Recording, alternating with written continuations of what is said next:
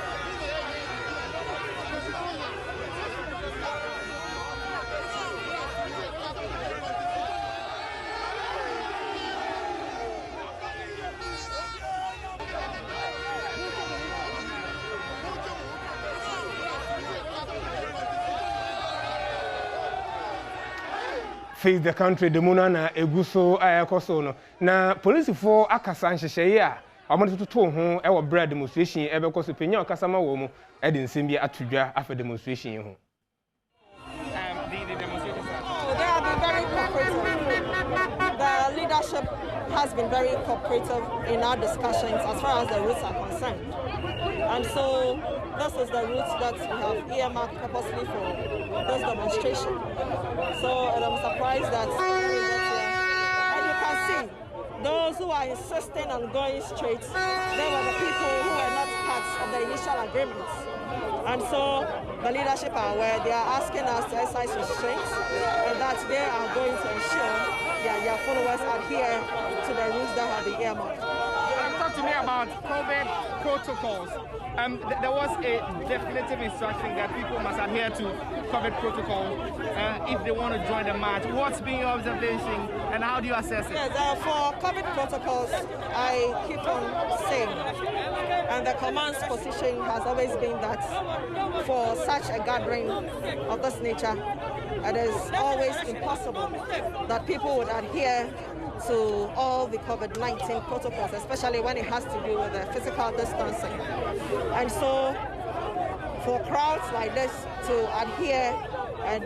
also observe the spacing, that one, it's not possible. For that one, I know that we are going to flout it, although there's going to be some breaches. But for the wearing of masks, we know that it has been very basic, and we have admonished each one of us to take personal responsibility of their own safety. This morning like this, all those who were not in mask, we made sure that they either buy one and wear it. What we saw was that they had a mask with them, but mostly in their pockets. So we had to force them to wear the mask, which they are here. So as you can see, the majority of us are wearing the mask now, and that one is a good step in the right direction. In your assessment, must there be... Fake the country demonstration, of course, they say, you made the air corner. Oko social media de nkofo no bi eka ene se we de amanyokuo bi na edo mo hafra frem ranti mo hye mo kutupa ama wono eye de wo yi na no no wura ene so ye boa o company fu a ehwe ama fix the country de mo no akoso chese we enya manwese mbia we Ghana fu a ehu se nyeme bi nko yi a opese omode tudwama ban ye ni yi ena wo monten so eye ye kire nei. This is the youth of Ghana speaking. They are tired of MPP NDC moribund leadership. They are sick of the system, and this is the time for them to voice their concerns. But more beyond it is the fact that today, August 4, is a rebirth of Ghana. And this in itself is a manifestation of that rebirth. But this is not the end, this is actually the beginning. If there are no leaders,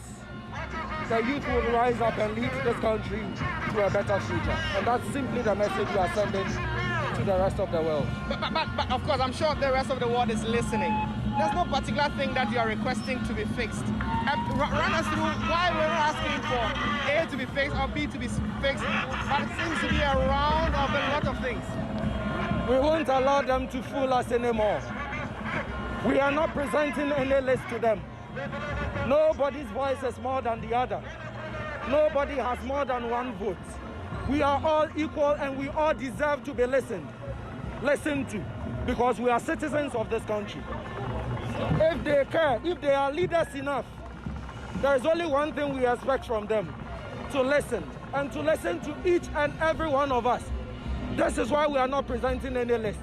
The very moment you present a list, they are going to look at a particular leadership and then see how they can corrupt that particular leadership. It is all of us.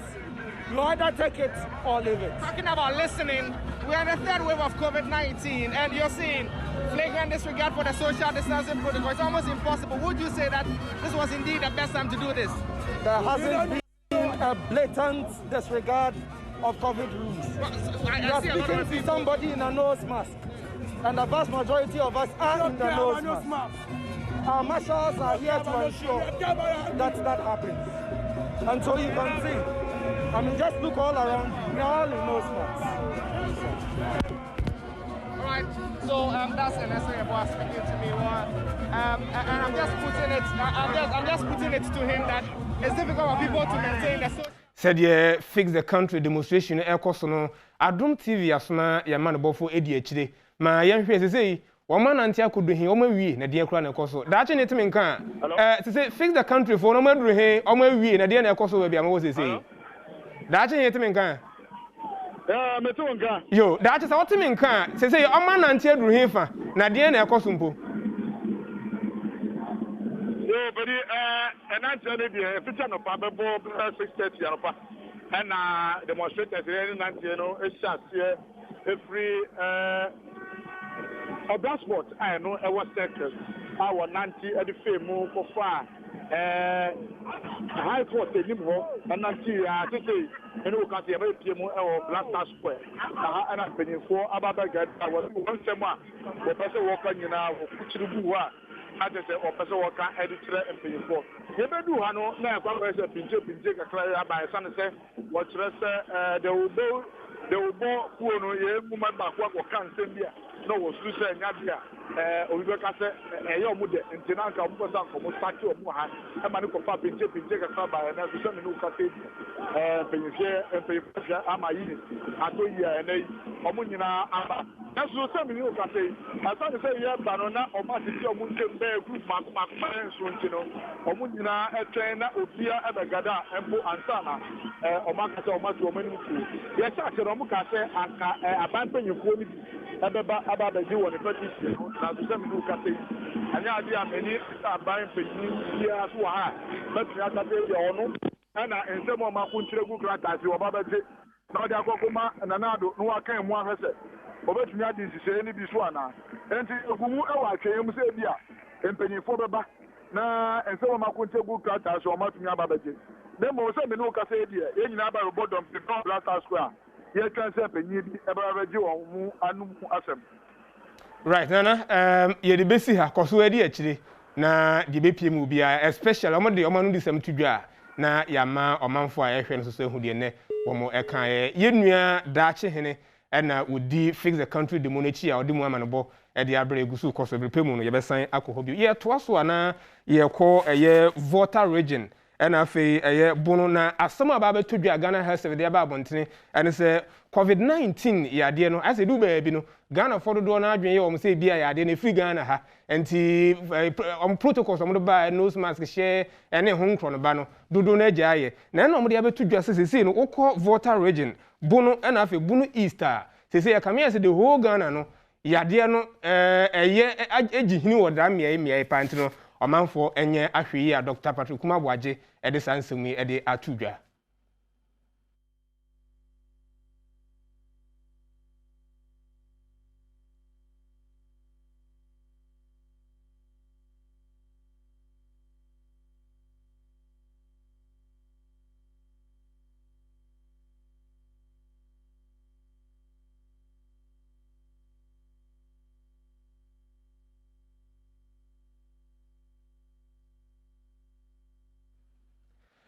Angola mampanyini eba Ghana ha ensrahwe nefuam akomakomiensa sesei ne ensrahwe nefuam enso de bae no ne nyina abawi a wasan echi akɔne mamu na no ene ode atodwese no kurani kwan ya Ghana mampanyini na dan kwakufu ado esi ene ne tenaye no ne ni age ho pa.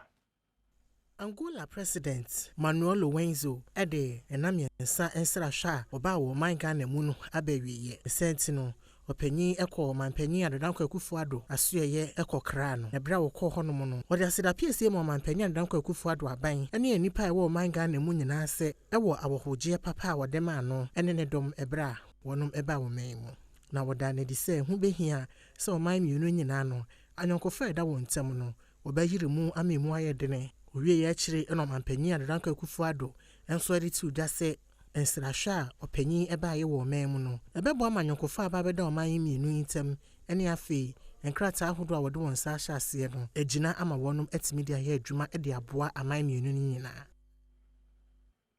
Ye toa ensem so ane ye ko breman adumenu no no wo Premotobre Kasee commence mu no okokuru no ho asese nyankopon Adom aban abeye ayarasabie bi ama wo mu na no ene ohene a wo kurum ho ede atodwa se ayarasabie ne o masi ama wo nemum esansa nkane ene nsuo no hu ntebe den se adwumayefo no betumi ahwe wo yi nti wo srada sese bebe beduru no aban mrem na nsuo ne nkane nso nkɔ ho na wapom de hu nsɛm se tumi akoyi we eye chip compound a Premotobre Kasee commence no si sa de hia ewo breman adumenu ene ne mpotemu aha eno meji ayarhwe na ye be kuru no kurani na nanom ne omanfo ohani age pa se dan fefefe ti sei assembly na be si esi hanamum omo wa desrede na asarbedi akontoso mienu oye hene e wa ha desrede ne se wo hwe ha se ate ne ho kakra fi kurum omo ne be yi asase omo te ase nemum nkane na nya eduru ha wie wo hwe ya wa ya bibia wa nya ne nte se enche kura no ye be bibia na so light ni nya nuru ha sanso ene nsuo susu ni ha nti obesre pa sa assembly no hwe na nko metu nsuo entwe light mra se de be ya woni aba be adwuma ha no omo eho be han wo. Last year March no and this assembly sharing boss on BC chip compound am I 3 months this year make us Africa bro you almost here we the artist on baby we bra light him it just say this no west man mon friend no yeah they come from me before maybe no on man light no embra working the kwanza no mabie essence anti ye wo chip compound no mabie ebi o ha no no oman na esi ye dan ye bibia necessary ntia omte ahwem essence nkan ya asem na fe network semia nti ne yese no se ya de sre de aditwua no essence aban de o se bibi no wan ye bebere sa ti de yakanya na fe titu ye kwan se ituro bi kura cash ma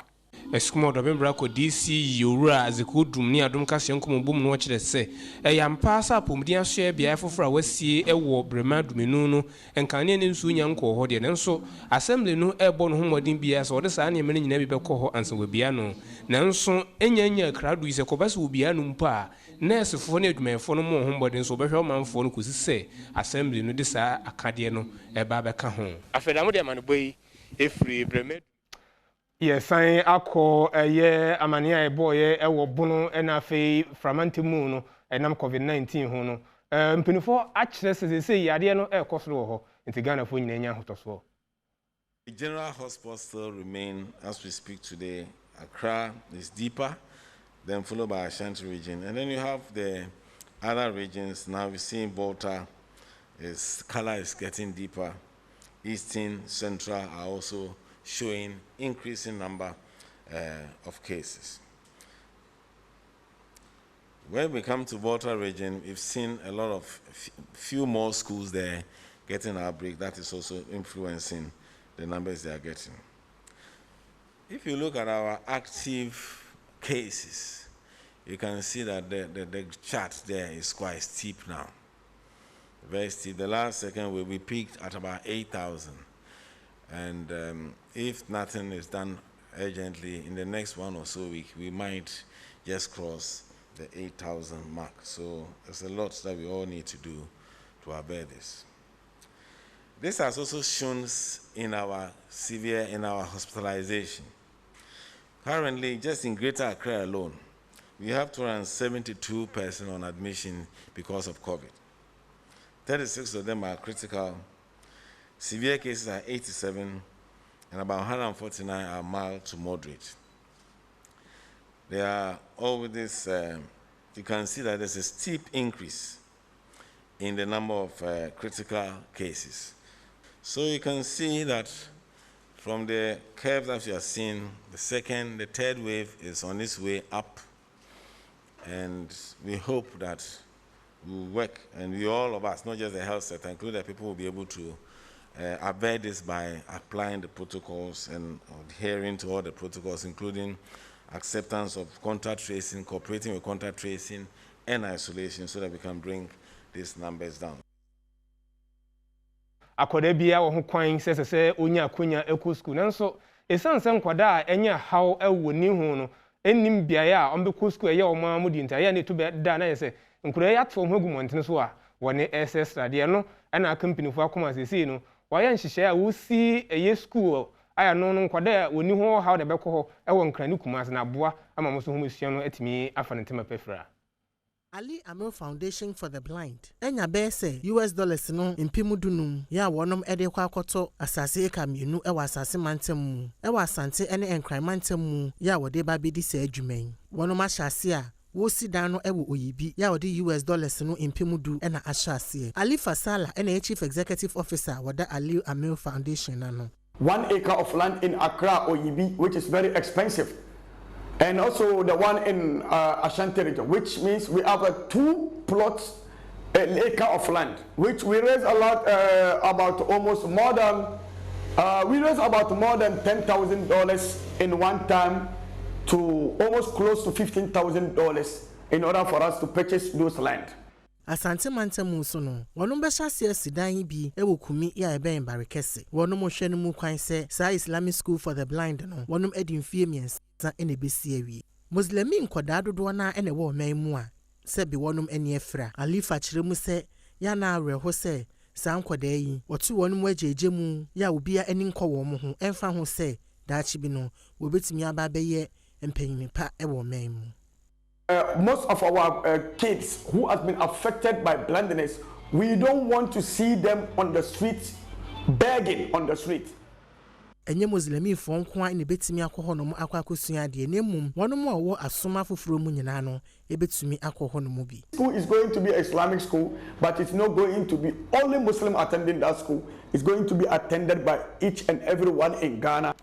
Yeko asinsenche men no asin of mainstream e ofimfini mantemu mampanyini year of rules a okan ho asem no Adom Kasee abo akira kɔhwɛ ebra ben eba afoforo na contractors ewo senchim kwan so omoye nanso hwehwemu bia na ekoso ntomo firi so ama kwan na san sa ebio na Adom Kasee edi akira akɔhwɛ sɛ contractor foforo a obaaye no adwuma no wo ye anase te sen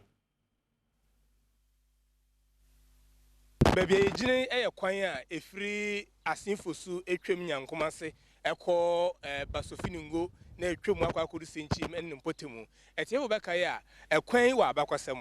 2016 before elections no Ghana mampanyini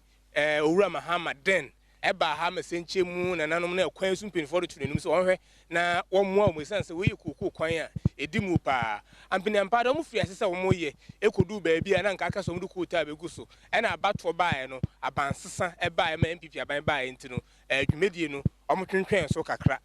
adwedifo na afei akwantufo ewo ekwan so no abohwizie tire mfihye pii ni omochemu mienu contractor odi kan odi fi nyankomase bande ne kurani ono no mfa asokra mmofom e wo bra omje contract ne firi nsemu no na mum efiri basofiningo a besen ekoyanim ekopa ndi siam no kasei omudu coat egu kwan no so a chese wo hwa ni ka first coat ni benefo chese nche omudu second coat begu so ebeboa ama akwantuo ni akoba ho nsem akoyie ewo kwan so ma ye ne driver for any passengers a aya use senchem kwan ni ngomo na ehwe kane no na wo hawo ne sen ene se wegu coat a enso no mfasode ben ene de abrawo mu efi nyankomase ede ba be kaningo ndi kwan enye kola enye demo fi ningo bi pono so de be twam ko ningo ede kra ko anim kakra bi no magu so de ko kwan de sesi ya so no mugu first coat we ya de enche ese ade de radias ne yepena na yasegu so e ka no omugu so omoye de bat omunya nwie de bat be fa ne sa tune de na ha ya pa because nsuo tane ya besin a ehu na se ba se mugu kwan so de eni ajepa okay na me am driver ni me ejuma kwan so first ni de na ya ble na ye bo joint ni shaft na de ade no ya ble pa ba ye sa ban se fi ye ni mo konyankomase no omoye ma se master to mfinfin nti de omoye ama no omoye hoso ma ye sa oh okwan de first no mugu na enye kra ntutu nkwa obokwa kodu no wa ye poto no obi anwu se ufi ye kra se na obai nti say omo agude ye pa afeda mo de amane boy efri senchem ene Adom Kasee yeda so ewo year of rules hun sensaba na ye da ejina sin of mainstream a na wona hinkru asin breku mu ene ye duro yi ehon so year of road ni hun sensem ye contractors bae a na woni eye breku town rules eno so Adom Kasee de ne de echi akwa hwesa kwan no sen ene tie omugu so ye ana atwentwen ne na ase before elections na contractor bae na omo eye asin breku town rules no nsema na binumu e kan se ye beto abenti e na womo eye nti amenne ya ba asin breku a ye behwese town rules na e cost prior to elections no contractors were site ogusu ye adwuma anasasan e na eko na ye bae no ye hu se mfidie ni bi wa around cars e de twen hwea ne de account ni bi wa hanan so se adwuma ye fo na e wo kwan so ye adwuma ne ye bae no omu nyina eni hadom fobani ye mo akwa baba Adom TV so yeja ni sisi ya to abayi ye hunu contractor bi awa ha ye hu obi awa ha onum fidie ni sisia akasa ni sisia tipa cars ni wo ha sisia enso ye hu obi a wo be ye adwuma no tama omu beto aba no ena omu gusu na omu ye ba election ni kwa we ndi omu afiri kwan so a omu ye adwuma bi enti mu fa kwan so no o ha be na mukomu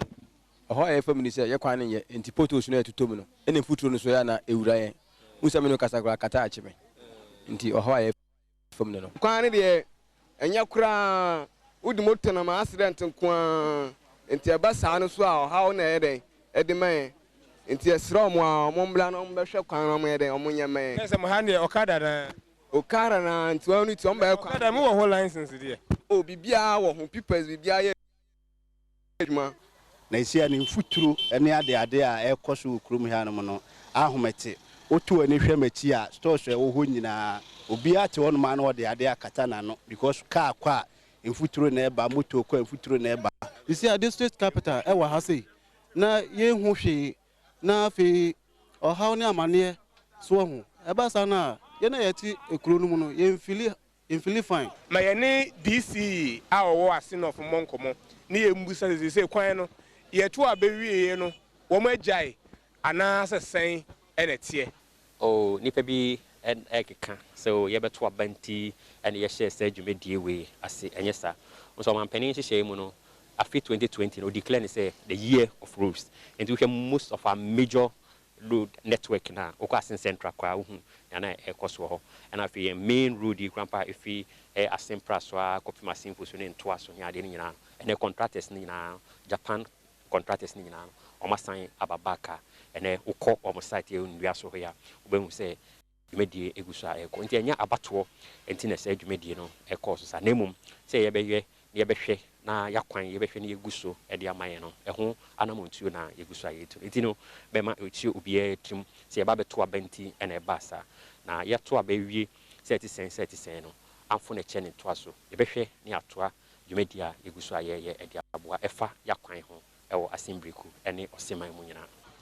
afedamo de man boy efri asimbreku ene Adom Kasee Adom TV Premotobre Kasee na uguso a wo hwei ye gina we so age abo afo nkrato ye ba ye beto aso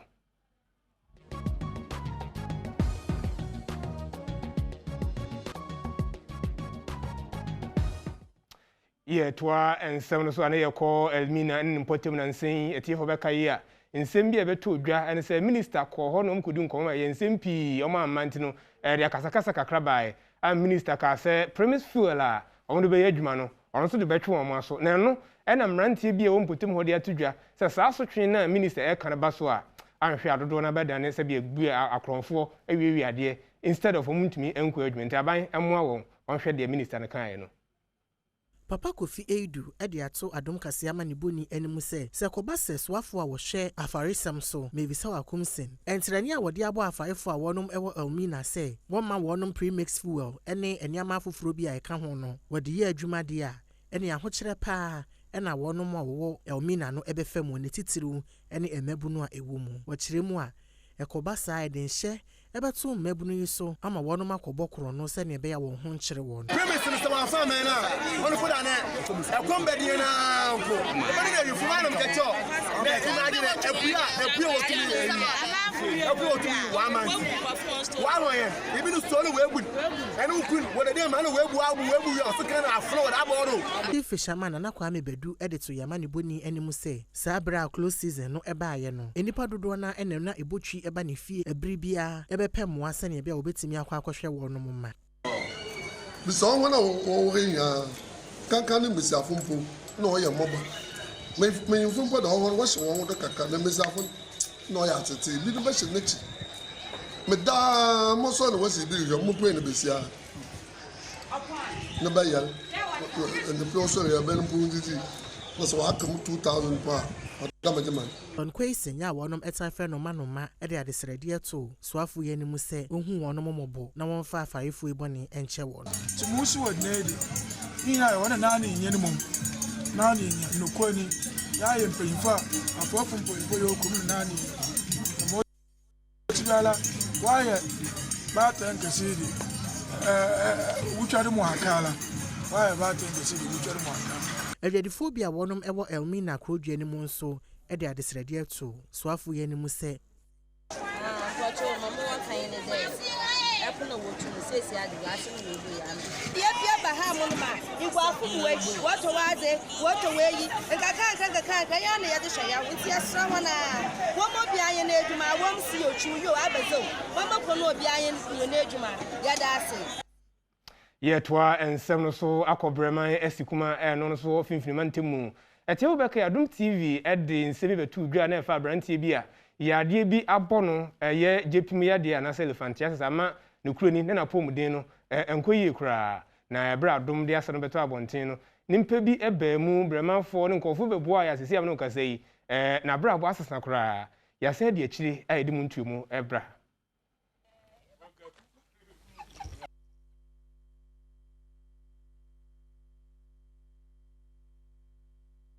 na tiefo beka ya man boy di free bremesi kuma ha eba Adom TV so na enye de na efa yenua ba emen a ye fe na azizenti asisi no ho afefefe yebedu ha na yade bi a ye fe no elephantiasis asaka no ama ne nan ba akono no kuro ni de we sitie no uhu a ehu pa na man boy a woni nkomo ne boy no o kire se even okokrum so okoto ade kura no a na eyensempi omanfo hu na ne yedwane ofoka stigma na very high and ye be farm and bono by na no na aboafo bi wa bro chire bi mu Ghana fo na afa group bi ewo eye esikuma high vinum ne abeku ne do munyira aboa e amesi am no kasei ye nua Aziz akọ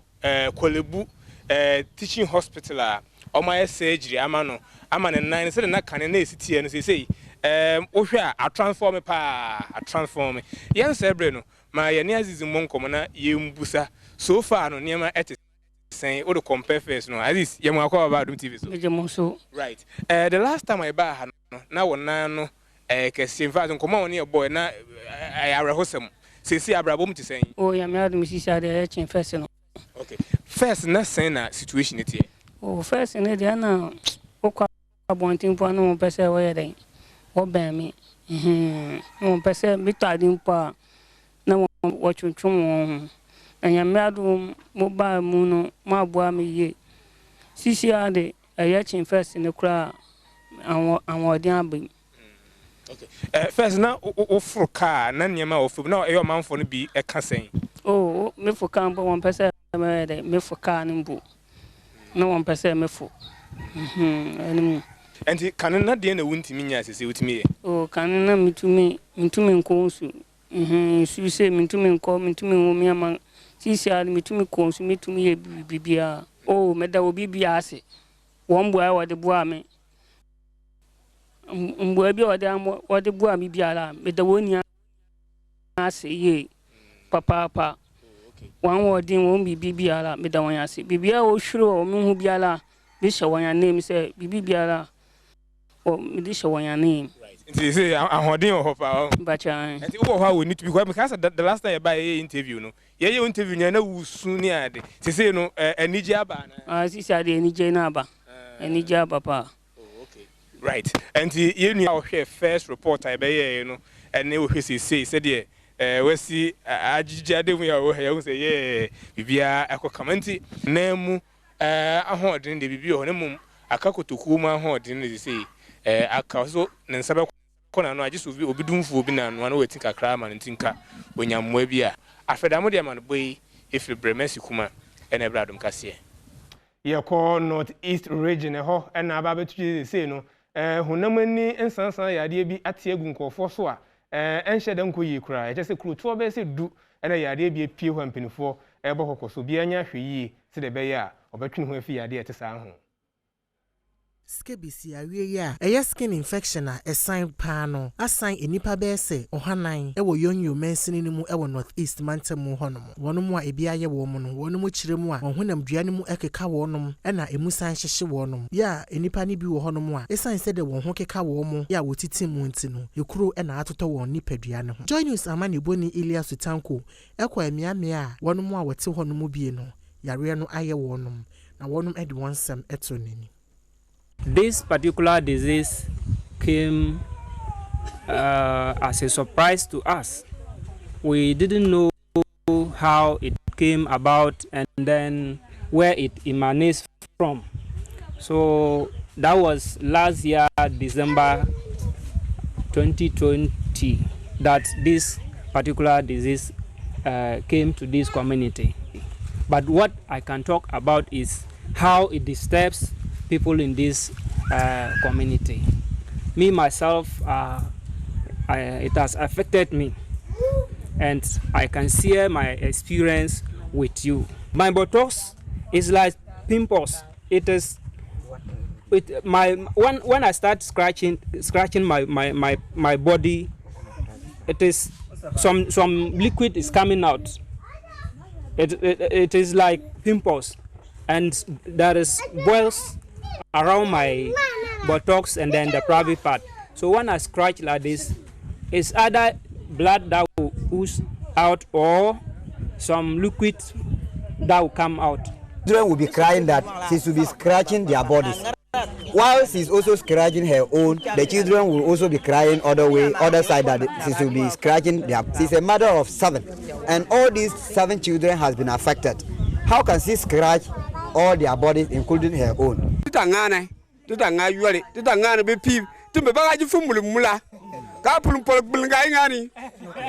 This disease has covered everybody in the community, and as an elder person in the community, he himself has also been affected. So the children in the community, all of them are suffering. Yetwa and seven so ane call Accra Technical University. Bayan fishen na yechiri na ban sha se wo ye dwumedie bi ho dan bi a wo betumi akwa kosuma de. Say saa dan na mo se ewie akade e ka ho bia no omo de akwa akogum nanso so edan ne si ho a omo nyanko mu Adom Kasee de ne de akwa de nti a aban aye project esesa na de akade ahodo nyina ode aka ho na still a no won pese obe use no ye edi ensam na chi. Efie 9 mu ani na aban ekobie workshops and 9 ano ya wogya mu edema Accra Technical University fo sebe ya obetimi akwakosua mu ade ewo mpeho asem ya woga West Mensini ni mu nanso sesi ya kasa yi de emfa ho se wodi infidie nyina akwakogu sa workshops yi mu no enya de adesuafo na kɔ hono mu a wakwakohyase esua ade. Vice Chancellor woda Accra Technical University ano Professor Samuel Odai ene yamani boni Prince Owusu Asiedu etwetwe nkomo no ena wode to nanimu se wono mu twen ama Chinese fo bi abo man mu na wode akyerɛkyerɛfo no aba be fantitie mu ansana wonom etimi akɔ hono mu akwakosua ade. Electrical engineering students no omo koho ekoye omo practicals na mechanical engineering for no almost akọ kakra technicians no nyina are ready akọ training kakra because equipment no doors and they are very delicate so nti se aka sa training kakra na ede be ma mechanical engineering students no nti mu wie no dia na say workshops na nyame adom aban efa TT code vet say from CT vet so omobesi maaye no na chese afedie it will be fully underutilization. One of the major things I be here students hostel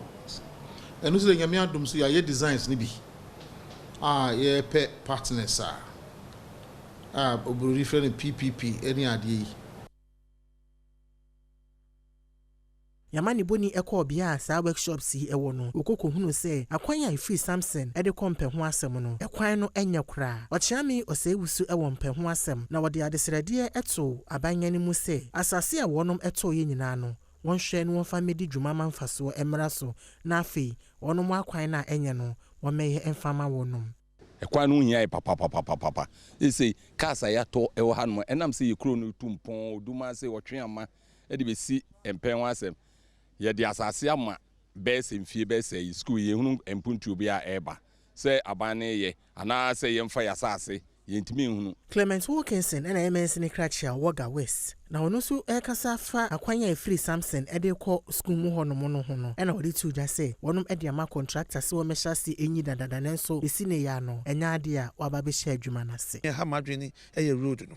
nti se yetimi ye road no a na enya afi ne ye ko lobby se ye mfa ma contract ye da ma contractor dada nti contractor no office adwuma no ntimi nya o ma nsa so on tro ta no na nipa fofo mbe na school nso nya kwamra o ba ye ohun se ya commission school se o mampanin credit ebo capital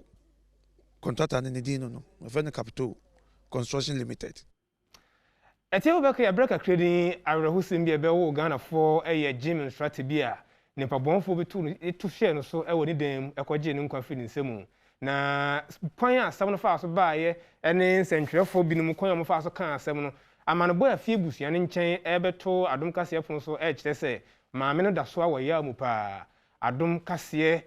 semufo mata akwa krento nso so edi nsɛm no chi a wɔne abusua akwa akodi nkomo aka na mienu ne yenya na otwe miensa little gym instructor obi ekoku na na se nipa bonifo bi ekobo ni tuo ewo ni fie ewo Tantra Hill enne ebusuafo no aba police hospital morgue aba behwe emu no enne Adom TV aba ha ye ne omo bedi nkomo ebisa omo se fitita ma asem ni si ye besi sesi a edi na esi omo adwen kire enne ne omo pese omo de to amanfo anim na omo boa ne ye ma little edi kra ne chikrakra ye ba enso ampa ya be hu police fo no ya ba police hospital ya ba mo chire ho ampa me ba ne de me pese me kwa akohwe no but wo mu ka se na mo yare a abebenti na ya na wo ma kwansa na mum ba me a wo be ye bibia wo be ye no wo ma ye nti wo mu de no akohwe ba bi pa amaye nti se body no wo mu de amaye se anytime bia ya ye ready say ye pese ye be fa no ekoye yie no ekwan eda ho ena wo mo de hospital report bi ma nti ye de amasi ID na asem no won nsem na eye me ya yie kire se asem yi ba ye me okumase me tene mframem se yesi obi wo ye gym instructor wako obi yire ho ma ya bonu tuo kono me de akwada nyansafo se letter de me nim se ono ho asem kra na omu ka me duadua mu ana nwumre no mate se eya mian kasa me di hie ya me nanan letter ena sa ye ka no ho asem nya mianim ne kura nim ne me te asem no ya anaso ye ba akropon ye beduru ye no na ne maamea enya asante ye no kura no wakoram se da hospital na ye ne abusuen koye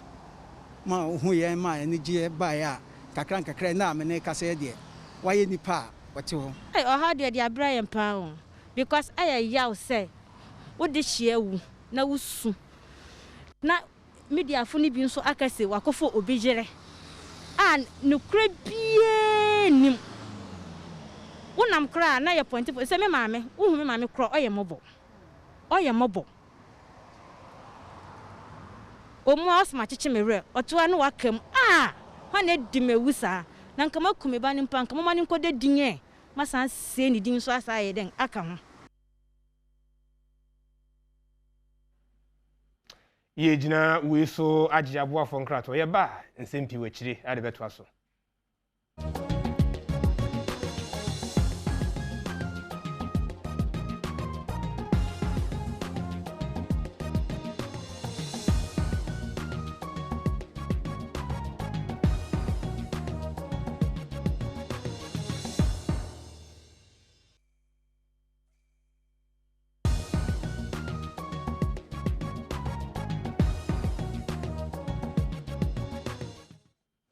Adom TV Premotobre Kasee ena yeguso ayede ema we toaso na yekọ Greater Accra Coordinating Council no nkra efiri ho eba echese enche kra no wona de nhihye bi eba se wonma bonten na ukototo mra ukoye nyeme bi ensem fata sa mra omode ba no sa woto a ebi mbe yi gatemu sa nso na ebi nso ebetue sika ewo sa mra wo mo eto ye no na no ena ebiri mu akase echese sa mra eba no ayase eyenhwehwe animu na beto dwa se emra ebehwe se amanfo a woni tutu abola egugu basa ne won susu a woni twi moto a woni do traffic light a won mfa emra no enye adwuma no emra no eni ombedi no sa emra ye free Accra Regional Coordinating Council ebeto edwa no na amanfo dodo na akire won adwen ede afa ho bi o wako school basa bi na adwene mu ndo eno susu wo ho enti sa ade no de ye no ne esi etumi tra mo de ba ne ye hye de ya de ye no ne esi etumi tra se na ya gino ni ehye ni yes and ye nyina ye pra ye nyina be pra se ye pra unim se next time no nya biom ena se ye nyina so ye fine ye se bia se 200 se 300 se we nya sa sika ne dia and ya pra shouldn't be one day because be all the better no pra within 5 minutes or 10 minutes no call anke because unim say ye travel say 2 kilometers ma se pra next time want to ball and go cause corporate for the your time is everything. Now, why late already? 7 o'clock, go ejuma. Now you chat from her to Kaswa. Yes, fra. Next time on to Bolengu. Ebimuso echere se na nka sese aban no ehwe wode amanfo ekasa nhihye anase mra woni de ebayi ehu na woni to aso se Sa emre ya abai emre bia esese eni obia edi ni nyonyonyo na emfa ho eni dibia wo ewo mamu a. Dam hihye na wote ban. O wode se wo be ya wo mane ye de obia se ifum da on fa ho de ye corporate person and ye market person. If there's a imbrane se de pra from hade to baby a dam na order was mobia oni de what she would debia e wo on manum na waka de out ye di bomo na de out e na o se fata se be ni baku ayen ni baku se ube pra se ube tiaska and what say him say we are school will be here no a bylaw that discriminates based on perception. Point is, if the law is couched such that there is spot fine, let it be spot fine. If it means doing other menial jobs or sweeping the streets or doing anything, it has to be so. First and foremost, if I pay that money and you employ somebody to clean where you want me to sweep or to desilt any gutter, you would use part of that money to pay the person to do it. The end result is the cleaning of the place.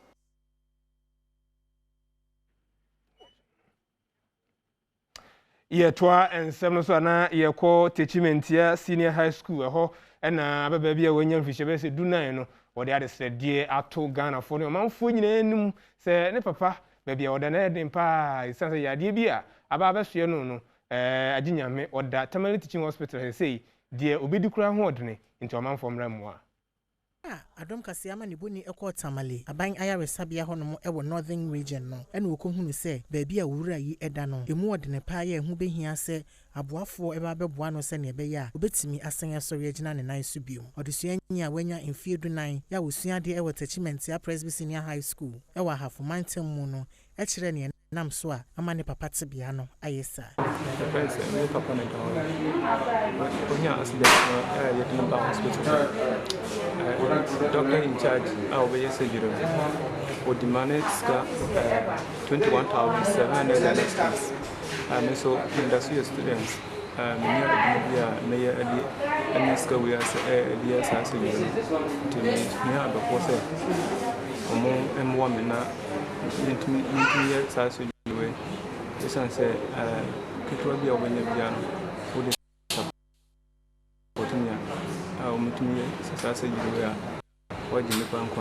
Dr. Malcolm Derry, a medical officer, ya will share neurosurgery unit department at Tamale Teaching Hospital Honomo. Now, no such resika dodwa wonum be here and sana wurei etumi ansan yegina ne nan so bi. I'm Dr. Malcolm Derry, a medical officer at the neurosurgery unit of the Tamale Teaching Hospital, and with me are some of my colleagues. So we come to you this afternoon to talk about one of our patients by name Mr. Mandoda Felenti. He is a 47-year-old male who came to our attention about 3 weeks ago, having been involved in a road traffic accident. He was brought to our emergency, initially was stabilized, and a head CT scan was requested. The CT scan showed he had a fracture of his skull with the bone depressing into the brain.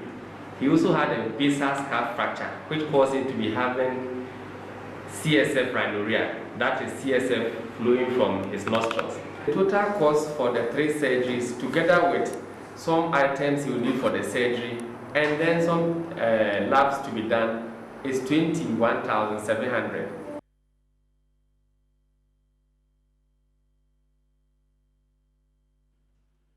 Executive Director Wada Alliance for Social Equity and Public Accountability Michere Asepa no Owura Mense Thompson edi adesrede ato Ghana mampanyin na adan kwaku fado anim se panyipa Wada Lands Commission na no eye Alhaji Daud Suleiman Mahama no ase onfa nsakra papa bi nyama ho nto onfa nimpa oba obetumi aye asakra ne mem ama ahwe no atumi agina ne naso yi.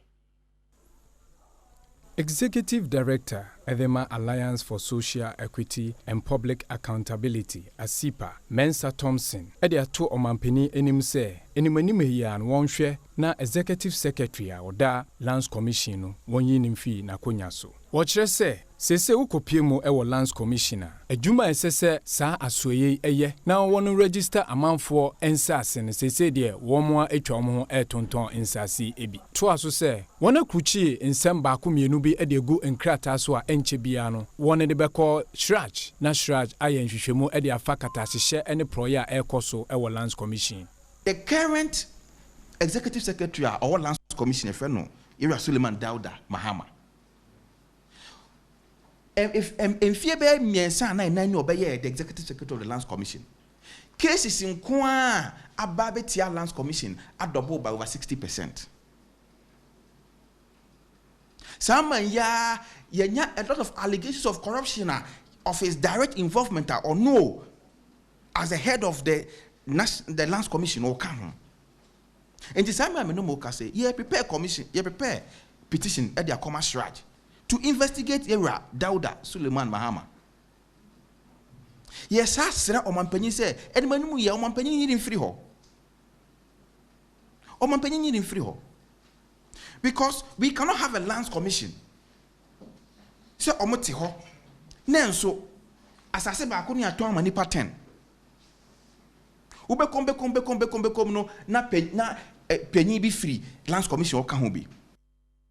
Ye jina we so de Premotobre Kasee a ye boboa no e wa Adom TV so no ye de asi ha media fedamo the grandpa minim di ho chia me osmosi hwesan no sanso ene data sami KMA ena afi abrefi camera light ne san obi a e kan do nyina so mo boa ye e kire ye besen hie enumre yakramo.